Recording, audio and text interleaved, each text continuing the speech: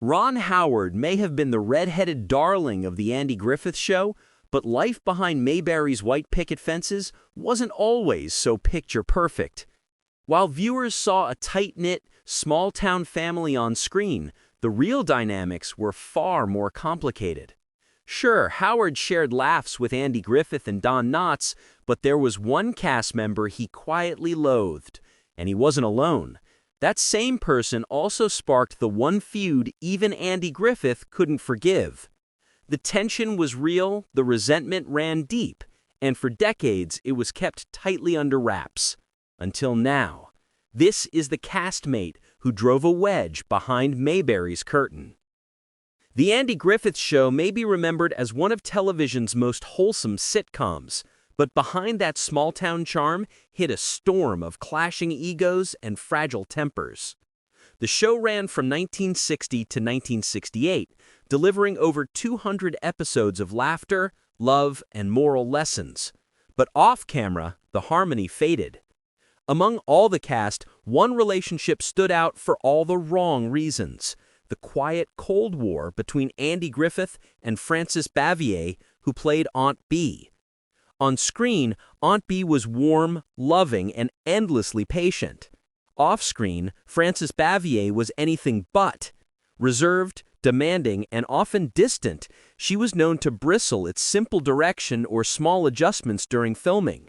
Co-star Howard Morris once said that working with her felt like navigating a landmine. Andy Griffith, known for his easygoing nature, tried to bridge the gap, but Bavier's walls were high and unyielding. Even Ron Howard, then a child actor, felt the chill. While America adored the sweet relationship between Opie and Aunt Bee, behind the camera, young Ron found her stern and impossible to connect with.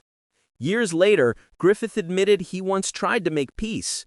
He showed up at Bavier's home unannounced, hoping to talk. Instead, she shut him out. For decades, their tension remained unresolved until the final chapter of her life. Battling illness and regret, Bavier finally called Griffith.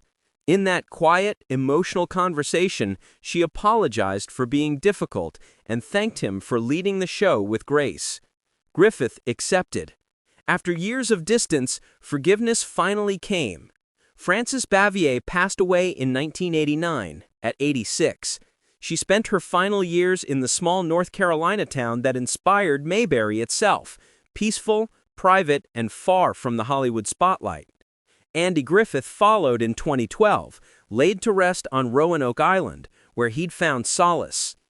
Their reconciliation, though late, reminded fans that even the warmest stories can hide real pain, and that forgiveness can come when least expected. As for Ron Howard, the lessons from Mayberry never left him. He grew from that quiet, watchful boy into one of Hollywood's most respected directors. From Apollo 13 to A Beautiful Mind, his storytelling always carried a trace of what he learned back then, that truth often hides behind the smile.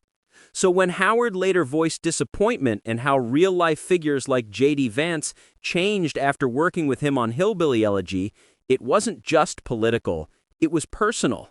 He'd seen this before, when the warmth on screen didn't match the person behind it. Ron Howard learned early that some people aren't who they seem, but he also learned that stories, real or fictional, always reveal the truth in time. This is Gossip Forensics, where Hollywood's brightest smiles meet their darkest secrets.